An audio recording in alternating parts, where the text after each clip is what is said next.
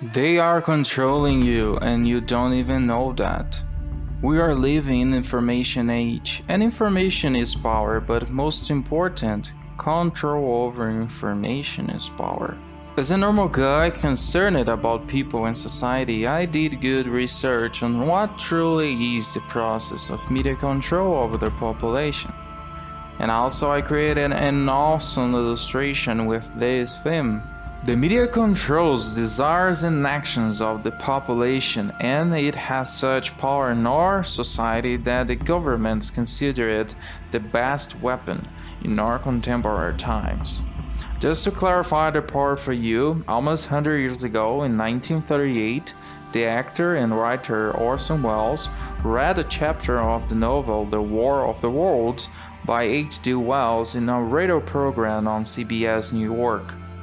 With a journalistic narrative, he read about an alien invasion on planet Earth, and it makes several people run out of their homes and cities and stop the traffic of two cities. It was a disaster. And for us, starting to understand the power of media, we need to know how contemporary society works. The key element of the process is public opinion. Out of the standard meaning that you see and hear everywhere about it, public opinion is the junction of certain ideas of certain people who belong to certain groups, always in the minority. The history of public opinion started in the 18th century with the bourgeois. The intellectuals gathered in cafes to discuss various topics, and they wrote books and read books of other intellectuals, so the public opinion was the result of intellectual dialogues between intellectuals of each country. Those ideas in a period of time gained force between the masses and foment actions on them. A minority elite manipulates the desires and actions of a population. In his book Public Opinion, in 1922, the journalist Walter Lippmann discusses a lot about public opinion and brings up exactly these. The opinion of the elite is written in uppercase, and the public opinion of the rest of the population is written in lowercase, since it's chaotic and disorganized and needs to be organized by someone. But how does the population start thinking of an idea? Well, the sociologist David Reisman, in his book The Lonely Crowd, explains how the traditional society transformed it into a mass society. He brings three categories. The first, the tradition-directed, who is oriented by traditions, and the biography of a person was determined by the actions of his parents and the community. In other words, this person wouldn't have a different future compared to his parents. The second, the inner-directed, with the arrival of luminaries and science, arise the inner-directed. A person who takes his own path even with his past, with influences of family and different traditions. And the third, the other-directed, occurs in the 20th century. It's a person who is oriented by others, always looking for what is the current opinion to choose.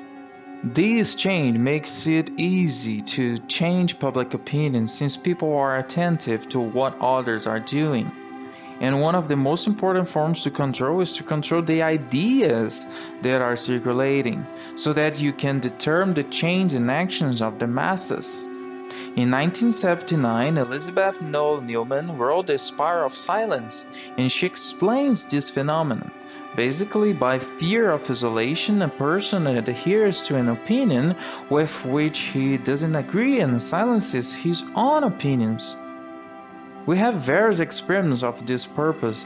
One of them was made by Solomon Asch last century with a room full of people, and a person, the subject asked, using a red shirt, entered the room. The teacher says that his shirt is blue and asks for everybody in the room which color is his shirt.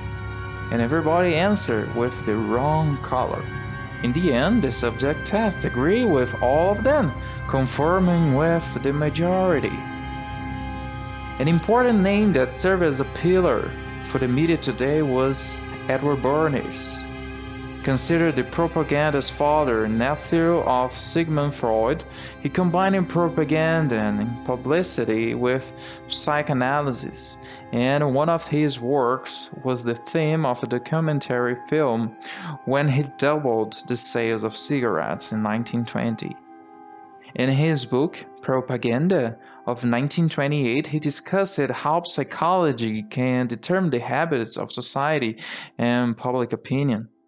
His work was so remarkable that Joseph Goebbels, propaganda minister of German Nazis, studied him and applied a lot of techniques to implement Nazis in Germany. At that time, the government started noticing the importance of propaganda and the media to implement their desires into society, and then the media turned it into the best weapon of control over society. A great studies field that studied the process of media control with the government was Agenda Setting by Maxwell Combs. It concludes that journals can easily determine who and what people will think. This theory has two elements, the object and the attribute. The object is the subject, the topic. The media will choose a theme to present to society, and then will bring predetermined attributes of this theme to society. So then the population will discuss only on these attributes about the specific topic. The theory also categorizes society into four agendas. First, the public agenda represents the public opinion, the population, the masses. The second, the media agenda, represents the concerns of the media. The third, the policy agenda, represents the desires of the policy class. And the fourth, the government agenda, represents the actual government desires. This division makes it easy for us to understand the process of media control by the governments. The government with the policy class convinced the media to propose certain objects with predetermined solutions for it. Then the media will present to the population that topic with the predetermined attributes. So the population starts to be aware of the topic with the specific attributes in mind, and will start to want a solution and action. Then arrive the predetermined solutions for society to choose.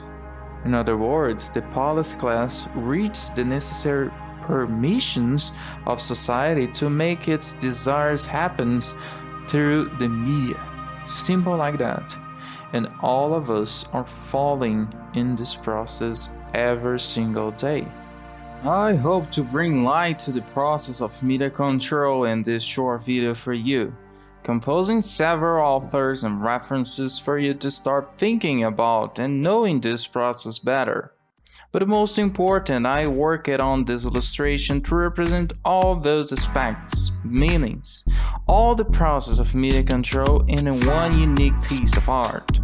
Because art has this power, and art is losing it. And we as a society needs to emphasize the importance of art with purpose, with strong concepts. And the best way for you to do it is to support work like this.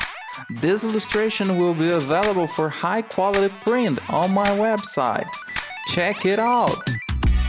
And if you like it, don't forget to leave a like and follow for more content. Thanks guys!